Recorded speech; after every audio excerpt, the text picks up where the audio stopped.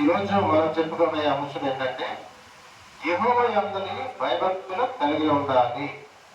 దేవుని యందు భయభక్తులు కలిగి ఉండాలి. మరి యెహోవా అంటే అర్థం ఏంటి? అసలు యెహోవా అంటే అర్థం ఏంటి? దేవుడు, ప్రభు అని అర్థం. ఉన్నవాడు. ఇది మోషేతో ఏమంటాడు దేవుడు? నేను ఉన్నవాడను అనువాడను. యెహోవా యెహోవా మా దేవుడు యెహోవా దేవుడు అంటాము. మా దేవుడు యేసు ప్రభు అంటాము. అని అంటారు. యెహోవా అంటే అర్థం ఏంటి అని ఏమన్నా అడుగుతాం. అని ఏం చెప్తాము? దేవుడు, ప్రభు అన్నాడు. యేసు అంటే రక్షకుడు. ఇమ్మానుయేలు అంటే దేవుడి మనకి తోడు. ఇమ్మానుయేలు అంటే దేవుడు మనకు తోడని అర్థం. అది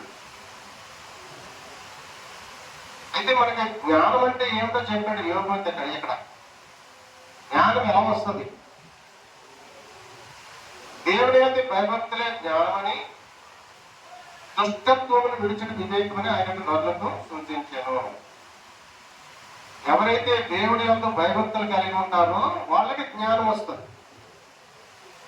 దేవుని యొక్క భయభక్తులు కలిగి ఉండాలి, తల్లిదండ్రుల పట్ల భయభక్తులు కలిగి ఉండాలి, అత్తమామల పట్ల భయభక్తులు కలిగి ఉండాలి, పెద్దల పట్ల పెద్దలు గౌరవించాలి, చిన్నాలను ప్రేమించాలి, సమాజాన్ని ప్రేమించాలి, ఇరుగు పొరుగువారిని ప్రేమించాలి. అది ఇవి మనకు ఉండవలసిన క్వాలిటీస్. యేసు ప్రభు ఏం చెప్పారు? తోటివారిని ప్రేమించున్నారు. తోటివారిని ప్రేమించున్నారు. తోటివారిని ప్రేమిస్తే ఆ సమస్య అనేది ఉండదు. చిన్న తోటివారిని ప్రేమిస్తే హత్య చేస్తాడా, దొంగతనం చేస్తాడా, అత్యాచారం చేస్తాడా? నేరాలే ఉండవు. అందరూ యేసు ప్రభుని నమ్ముకుని తోటివారిని ప్రేమిస్తే, ఇరుగు పొరుగువారిని ప్రేమిస్తే, సమాజాన్ని ప్రేమిస్తే, తన కుటుంబాన్ని ప్రేమిస్తే నేరాలు జరుగుతాయా? దొంగతనాలు జరుగుతాయా? లా అండ్ ఆర్డర్ కంట్రోల్లో ఉంటుంది. పోలీసులకి పని ఉండదు. అవునా? పోలీసులకి పని ఉండదు. ఇప్పుడు కొన్ని దేశాల్లోనంట అక్కడ పోలీసు ఎక్కడ పెట్టిన వస్తువులు అక్కడే ఉంటాయంట. ఇప్పుడు సీసీ కెమెరాలు వచ్చినాయి కాబట్టి కాస్త సేఫ్టీ అయ్యింది. అయితే మొట్టమొదట మనం గ్రహించుకున్న విషయం ఏంటంటే, ఈ సీసీ కెమెరాల కంటే దేవుడి కళ్ళు మనం చూస్తున్నాయి. దేవుడి కళ్ళు దృష్టితో ఈ లోక సంచారం చేస్తున్నాడు. ఆయన మనం చీకట్లో ఉన్నా ఆయన మనం చూస్తాడు. ఆయన కంటికి కనపడే సృష్టము ఏది లేదు అనే విషయం మనకి మొట్టమొదటిగా తెలుసుకుంటాం. అయితే అందుకనే భయభక్తులు కలిగి ఉంటే, దేవుడి పట్ల భయం ఉంటే బైబిల్ చదువుతాడు, భయం ఉంటే ప్రార్థన చేస్తాడు, భయం ఉంటే మరి తప్పు చేయడు, అబద్ధమాడు, మోసం చేయడు, అన్యాయం చేయడు, దొంగతనం చేయడు. ఇవన్నీ ఎక్కడి నుంచి వచ్చాయంటే భయం. దేవుడు చూస్తాడు, మన మాటలు వింటాడు అనే భయం అయితే ఎవరికి ఉంటుందో వాళ్ళు ఏ తప్పు చేయరు. అందుకనే భయం, దేవుని యొక్క భయభక్తులు కలిగి ఉండటం అనేది ఇంపార్టెంట్. ఎవరైతే అలా భయభక్తులు కలిగి ఉంటారో వాళ్ళకి జ్ఞానం వస్తుంది. దైవ జ్ఞానం అద్భుతాది వాళ్ళకి. ఈరోజు జ్ఞానం లేకే ఎంతో మంది నశించిపోతున్నారు. ఎన్నో అనర్థాలు జరుగుతున్నాయి. ఇంకా మనం ఎక్కడ ఉన్నప్పుడు ఈ కంప్యూటర్ యుగంలోకి వచ్చాము. ఇప్పుడు 2000 సంవత్సరం ఏమన్నారంటే, 2000 సంవత్సరం కాదు, 85 ఆ ప్రాంతం అన్నారా, 2000 సంవత్సరం వచ్చినప్పటికీ కంప్యూటర్ యుగం అవుతుంది. ఎండలకు తట్టుకోలేక రండి రండి రండి రండి అని అన్నప్పుడు మన పరిగెత్తుకుని వెళ్ళిపోయి ఆ రూముల్లోకి పరిగెడతారు. ఆ రోజు వస్తాయని ఎప్పుడు చెప్పారు? 20 సంవత్సరాల పూర్వమే చెప్పారు. అన్నట్టుగానే 2000 సంవత్సరం వచ్చినప్పటికీ ఎండలు పెరిగిపోయినాయి, భయంకరమైన ఎండలు కాస్తాయి, కంప్యూటర్ అర్థమైపోయింది, టెక్నాలజీ పెరిగిపోయింది, రోజు రోజుకి కూడా పొల్యూషన్ పెరిగిపోతుంది, రకరకాల సమస్యలు వస్తున్నాయి. ఇవన్నీ ఇప్పుడు పరిస్థితి. ఇప్పుడు మనిషి ఎలా ఉండాలి?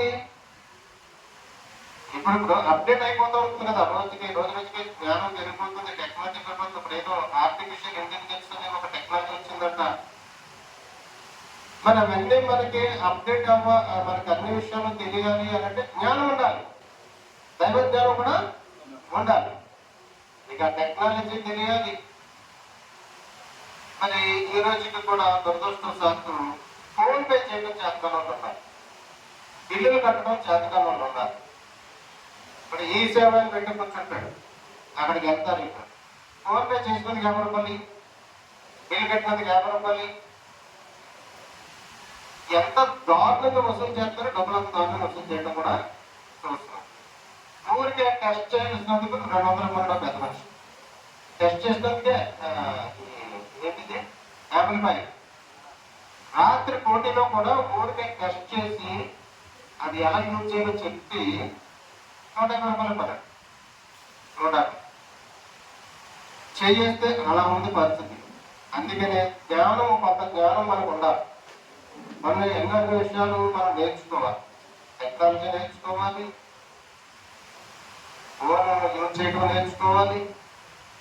ఇవన్నీ ఎలా వస్తాయంటే మన పరిశుద్ధాత్మ నడిపింపు ద్వారా మనకు వస్తాయి. ఇవన్నీ కూడా ఫోన్ నేర్చుకోవాలంటే అందులో చెత్త చూడకూడదు. మళ్ళీ ఫోన్ నువ్వు ఎలా యూజ్ చేసుకోవాలి, నువ్వు వాక్యం వినటానికి యూజ్ చేసుకోవాలి, ప్రసంగాలు వాక్యం చదవటానికి యూజ్ చేసుకోవాలి.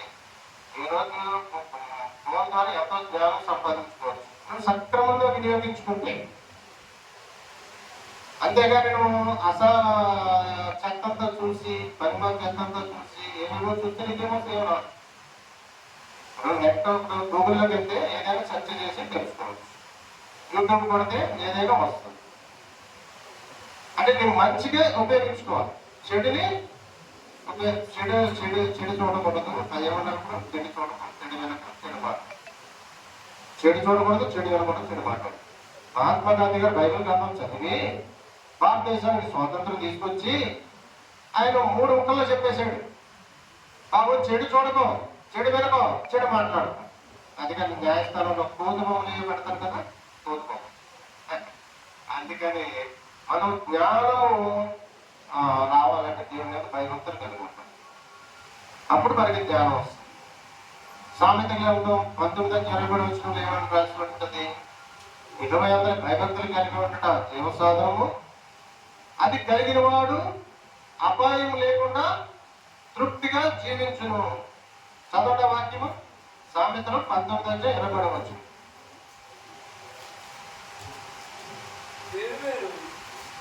ఆ 19:23 యెహోవా యందు భయభక్తులు కలిగి ఉండట జీవ సాధనము, అది కలిగిన వాడు తృప్తుడై అపాయం లేకుండా జీవించి బ్రతుకును. చూసారా, దేవుని స్తోత్రం, హల్లెలూయా. దేవుని భయభక్తులు కలిగి ఉండట జీవ సాధనం, అది కలిగిన వాడు అపాయం లేకుండా తృప్తిగా జీవిస్తాడు. ఎంత మంచి మాట. అపాయం ఉండదు, ఇంకా ప్రమాదాలు ఉండవు. ఎంతమంది రోజు యాక్సిడెంట్ పాలైపోతున్నారు, ఎంతోమంది రోజు మరి సునామీలు వచ్చినప్పుడు కొట్టుకుపోతున్నారు, వరదలు వచ్చినప్పుడు కొట్టుకుపోతున్నారు. మొన్న తొక్కిసలాట్లో చచ్చిపోయారు, మహాకుంభమేళాకి వెళ్ళి తొక్కిసలాట్లో చచ్చిపోయారు.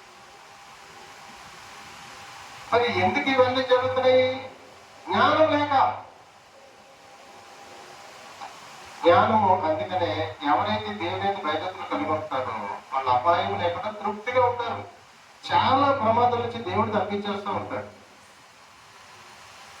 అపాయం అనేది కాదు. ఇప్పుడు ఒక మనిషి బాగుపడాలంటే కోర్టు ఖర్చులు కానీ, పోలీస్ స్టేషన్ ఖర్చులు కానీ, ఆసుపత్రి ఖర్చులు కానీ, ప్రమాదాలు కానీ జరగకుండా ఉంటే ఆ మనిషి బాగుపడతాడు. సంపాదించింది ఉంటుంది, ఆ మనిషి బాగుపడతాడు. మరి ఎవరు ఇలాంటి లేకుంటారంటే ప్రభునందు విశ్వాసం కలిగి భయభక్తులు కలిగి ఉన్న వాళ్ళకి కోర్టు ఖర్చులు ఉండవు, పోలీస్ స్టేషన్ ఖర్చులు ఉండవు, ఆసుపత్రి ఖర్చులు ఉండవు. సాధారణంగా చిన్న చిన్న సమస్యలు వస్తాయి, కానీ మనం ప్రార్థన ద్వారా హీలింగ్ అయిపోతూ ఉంటాయి. దేవుడు తన వాక్యాన్ని పంపి స్వస్థపరుస్తాడంట, దేవుడు తన వాక్యాన్ని పంపి పరిశుద్ధపరుస్తాడంట. ఇక ముందు చాలా కష్టపడి సంపాదించి పట్టుకెళ్ళి ఆసుపత్రిలో పోస్తాం, అవునా కదా? ఏదో సమస్య వస్తుంది, అక్కడికి వెళ్ళిన తర్వాత టెస్ట్లు అంటారు, అదంటారు, ఇదంటారు, అయ్యా ఎంత ఖర్చు అవుతుంది అంటే వదులుకోలేక డబ్బులు కట్టేస్తారు. ఎంత కష్టపడితే ఆ డబ్బులు ఒకళ్ళు మాకు తెలిసి ఒక ఫ్యామిలీ ఉండేది. ఆ లేస్ ప్రభు నమ్ముకుని కొన్నాళ్ళు చర్చికి హైదరాబాద్ వచ్చి చర్చ్ మానేసి టీస్టాల్ పెట్టి కూర్చుంటాను. ఆమెకి నేను సువార్త చెప్పాను, అమ్మాయి ఇప్పుడు మేము చర్చికి వెళ్తున్నాము, మీరు కూడా రండి అని చెప్తే మేము వెళ్ళాం బాబు అన్ని. అంటే ఏదమ్మా ఒక మనిషిని దురాత్మలు తప్పుతో పట్టిస్తాయి, అపవిత్రాత్మలు తప్పుతో పట్టిస్తాయి, సాధారణ శక్తులు మనిషిని పాడు చేస్తాయి. అలాంటి సమస్యలు ఏమి లేకుండా ఉండాలంటే దేవుడి దగ్గరికి వెళ్ళాలి, దేవుడి దగ్గర ఉంటే బాగుంటుందని చెప్తే వాళ్ళ దగ్గరే ఉంటాయి దెయ్యాలు, ఆ క్రైస్తవుల దగ్గరే ఉంటాయి దెయ్యాలు, ఆ చర్చలోనే ఉంటాయి దెయ్యాలు అన్నారు. అవును సరే అమ్మ నేను ఇష్టం అన్నారు. తర్వాత ఏం జరిగింది, అలా కష్టపడి ప్రతి సంపాదించుకుని డబ్బులకి వెళ్ళి ఊళ్ళో అప్పులు తీర్చేసి వచ్చేదాం. డిజిటల్ మీటింగ్ చేసుకునేది, రోజుకు 1000-1500 సంపాదించేది. ఆ డబ్బులన్నీ పొలం వెళ్ళి అలా ఊళ్ళో అప్పులు తీర్చి పొలము నిలబెట్టుకుంది, ఒక 2 ఎకరాల పొలం నిలబెట్టుకుంది డిజిటల్ వ్యాపారం చేసి. ఒక 5 సంవత్సరాలు గడిచేటప్పటికి తన భర్తకి బ్రెయిన్ లో ఏదో రక్తం క్లాట్ అయిందని చెప్పేసి ఆసుపత్రికి తీసుకెళ్ళాడు. ఆపరేషన్ చేయాలని చచ్చిపోతున్నాడు. ఈవిడ సంపాదించిన డబ్బులు సరిపోయి ఇంకా అప్పు చేశారు దానికోసం, ఆసుపత్రి కట్టేశారు డబ్బులకి. 5-6 సంవత్సరాలు కాదు 10 సంవత్సరాల నుంచి సంపాదించుకుని కూడబెట్టిన డబ్బులను బట్టి ఆసుపత్రికి ఇచ్చేసారు వాళ్ళు. అవి సరిపోలేదు ఇంకా వాళ్ళకి, మళ్ళీ అప్పు చేశారు వాళ్ళు. ఏమైంది చెప్పండి? అదే దేవుని యొక్క చర్చకు వచ్చి ఉంటే, దేవుని యొక్క భయభక్తులు కలిగి ఉంటే ఆ ఆసుపత్రి ఖర్చు లేకుండా చేసేవాడు దేవుడు. తెలుసా? అది గ్రహించాలి మనం. దేవుని మహాకృపను బట్టి రక్షణ పొందుకున్న తరువాత 2016 సంవత్సరం నుంచి ఈనాటి వరకు ఆసుపత్రికి 10,000 రూపాయలు కట్టింది లేదు మేము. అడగండి మాస్టర్, 10,000 రూపాయలు ఆసుపత్రికి కట్టలా మేము. దేవుని స్తోత్రం కలుగును కాక. ఒకసారి ఆవిడకి భయంకరమైన తలపడి వచ్చింది. నేను అనుకున్నాను ఒక 50,000 ఖర్చు అవుతాయి అనుకున్నాను. 200 రూపాయలతో దేవుడు ఎరకడం పెట్టాడు. 200 నేను అనుకున్నాను తీసుకెళ్తాను, ఇక్కడ వచ్చానంటారు, టెస్ట్లు అంటారు, అవంటారు, ఇవ్వంటారు, అయిపోయింది 40,000 అయిపోతాయి, దాన్ని అప్పు చేద్దాం ఆవిడకి ఏదో ముఖ్యం వరకు అని అనుకున్నాను నేను. రాజా హాస్పిటల్ అది అమీర్పేటలో ఉంటుంది. పాపం ఆవిడ వచ్చింది, ఇదేం భరించలేకపోతుంది. ఆ తలుపు అంత భయంకరమైన తలుపుకి వచ్చింది. అక్కడ వచ్చి ఊరికి 200 రూపాయలు చీప్ ట్యాబ్లెట్లు తెచ్చుకుంటే ఇంజక్షన్ చేసింది, తీసుకున్నాను. నాకు ఆశ్చర్యమైంది. నాకు అదే వంతతోటి లక్షల గుంజే ఆసుపత్రులు ఉన్నాయి. ఆ ఒక్క వంతతోటి ఏదో చెప్తారు వాళ్ళు, నెట్ ఫ్లాట్ అయిందో అది ఇంకోటి చెప్తారు, ఆపరేషన్ చేయాలంటారు, లేదా ఆ టెస్టులు చేయాలంటారు, ఈ టెస్టులు చేయాలంటారు, డబ్బులన్నీ గుంజేస్తారు. ఈ ఆసుపత్రులు ఏమంటారు తెలుసు మీకు? మొట్టమొదటి మీరు ఏం చేస్తారండి అని అడుగుతారు. ఎందుకు? వీడి కెపాసిటీ ఎంత, వీడి దగ్గర ఎంత డబ్బు ఉంది అని తెలుసుకుని దాన్ని బట్టి గుంజుతారు. నేను కూలి పని చేసాను అట్లాగా గవర్నమెంట్ ఆసుపత్రి తీసుకోండి. నేను ఏదో పెద్ద శాస్త్రం అన్నాడు అనుకో, బాబు మనిషిని చూస్తారు ముందు, మనిషిని చూసి వాడి ముఖం చూసి ఓటలు చూసి పర్లేదు పెద్ద డబ్బు ఉన్నట్టే కనపడుతున్నాడు, ఏదో మంచి బియ్యంలో మీరు ఏం చేస్తారండి అన్ని వివరాలు తెలుసుకున్నాక అప్పుడు అయ్యా మరి అంటే ఇంకా అక్కడి నుంచి మొదలెడతాను అన్నమాట. ఇక గుంజటం అది మోసం. అందుకనే జ్ఞానం కలిగి ఉండాలి, వివేకం కలిగి ఉండాలి. ఇవన్నీ మనకి దేవుని యొక్క భయభక్తులు కలిగి ఉంటే వస్తాయి.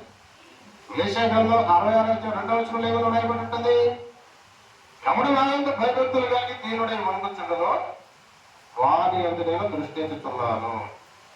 ఎవడు నా యందు భయభక్తులు కలిగి దీనుడై వణుకుచుండునో వాని నేను దృష్టించుతున్నాను. ఎవరైతే దేవుని యందు భయభక్తులు కలిగి ఉంటారో దేవుడు తన దృష్టి వాళ్ళ మీద ఉంటారు. దేవుడి దృష్టిలో మనం ఉంటే మనకంటే అదృష్టం ఉంటుంది కేవలం. అందుకనే దేవుని యొక్క భయభక్తులు చదువు. కీర్తన గ్రంథం 103 ఏమంటాడు? ఎవడు నా భూమి కంటే ఆకాశం ఎంత ఉన్నతముగా ఉన్నదో నా యొక్క భయభక్తులు గలవారి ఏడల కృపంత అధికంగా ఉంది. కీర్తన 103:11 అది చూడండి. భూమి కంటే ఆకాశము ఎంత ఉన్నతముగా ఉన్నదో ఆయన యందు భయభక్తులు కలవారి ఎడల ఆయన కృప అంత అధికంగా ఉన్న దేవుని స్తోత్రం కదా. ఈ దేవుని యొక్క భయభక్తులు కలిగి ఉండటం అనేది చాలా ప్రాముఖ్యమైనటువంటి విషయం. అటువంటి భయభక్తులు కలిగి ఉన్న వాళ్ళు ప్రార్థన చేస్తారు, వాక్యం చదువుతారు, మరి సత్యకి మానకట్ట వస్తారు, ఉపవాసం ఉండి ప్రార్థన చేస్తారు, రోజు వారిని ప్రేమిస్తారు, అబద్ధం ఆడరు, మోసం చేయరు, వాళ్ళలో నమ్మకం ఉండదు, యథార్థంగా ఉంటారు. ఇప్పుడు హిపోక్రసీ అంటారు, వేషధారణ, లోపల పెట్టుకుని బయట నుండి మాట్లాడతారు. లోపల జరిగిన పుడితే లోపంలోనేమో కత్తులు ఉంటాయి, పైకి ప్రేమ నటిస్తారు. రాముగా ప్రసాదుగా ఎంత ప్రేమ అంటే అంటదంటే అంత ప్రేమ లోపల వాటికి కుట్రలో కుటుంబం అన్ని చూస్తున్నాం కదా. లోకంలో అన్నదమ్ముల మధ్య చూస్తున్నాము, అక్క చెల్లెల మధ్య చూస్తున్నాము, తోడబుట్టాల మధ్య చూస్తున్నాము, బంధువుల మధ్య చూస్తున్నాము, ఇరుపరాల మధ్య చూస్తున్నాము. అది ఉండదు ఎవరికి? నిజమైన క్రైస్తవుడికి, నిజంగా దేవుని యొక్క భయభక్తులు కలిగిన వాడికి, దేవుని వెంబడించే వారికి, దేవుడి జ్ఞానం ఉన్నవాడు. అని అందుకనే దేవుని యొక్క భయభక్తులు కలిగి ఉండటం అనేది ప్రాముఖ్యంగా ఉంటాం. సామెతల గ్రంథం 1 ఆఖరి వచ్చుకొని చదవండి.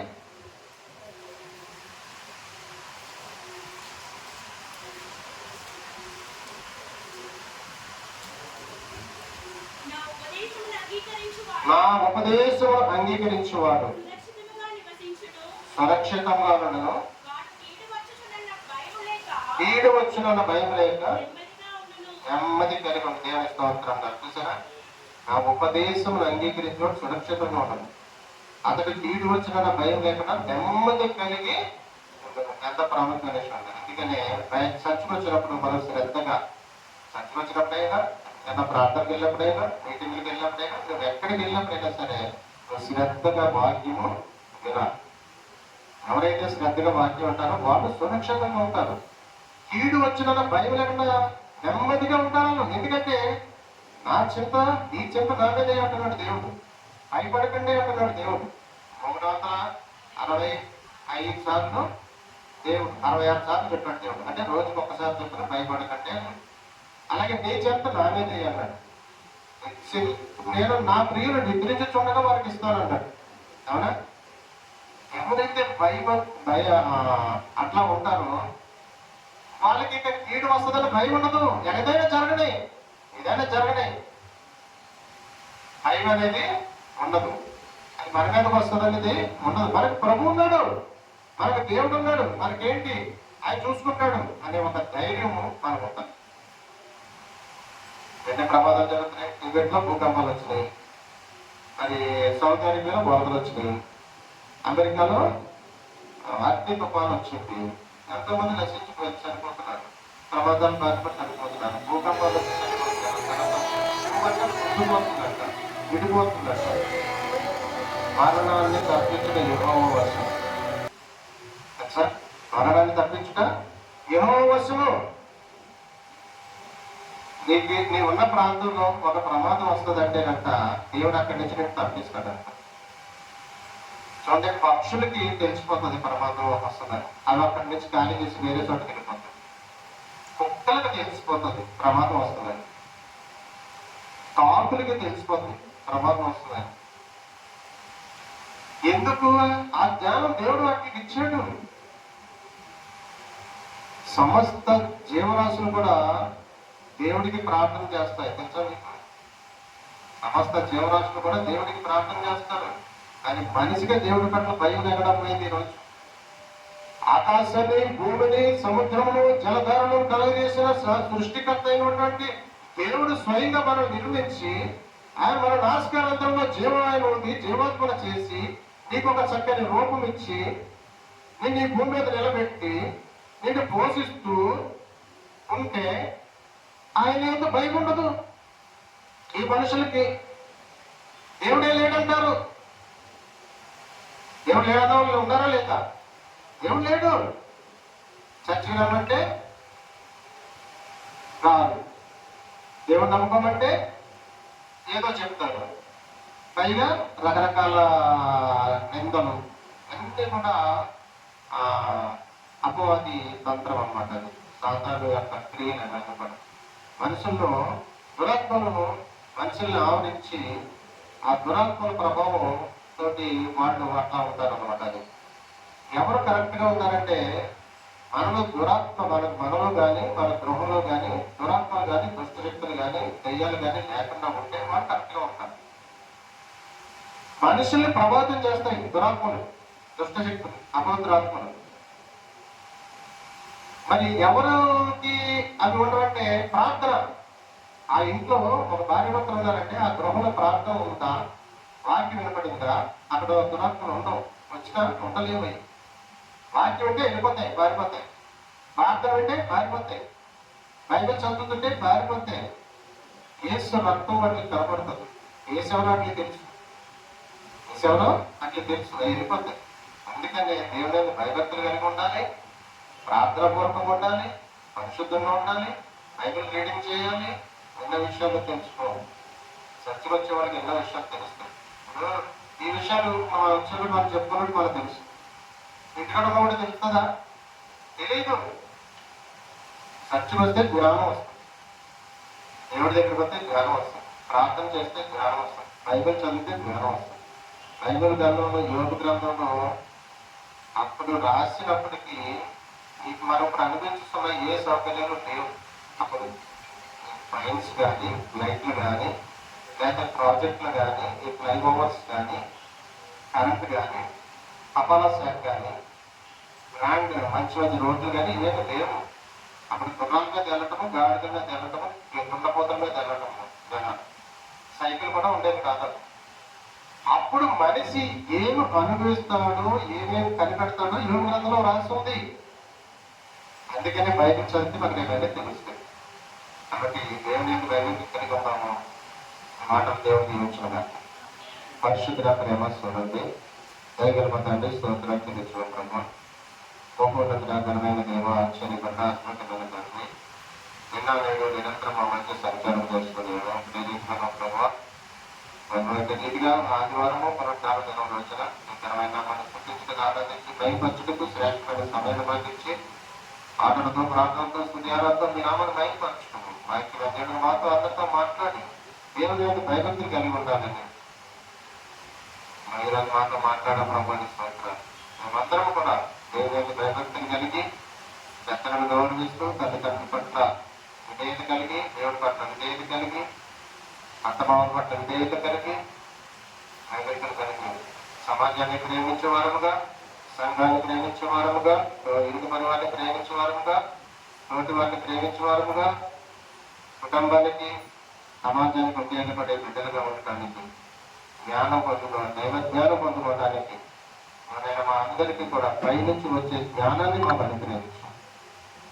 పైనుంచి వచ్చే జ్ఞానం నిర్మలమైనది, వాడబారినది, అక్షయమైనదని నీ వాక్యం చదివించిన నీతిగా ఆ పైనుంచి వచ్చే జ్ఞానాన్ని మాకు ఇవ్వండి ప్రభుత్వం.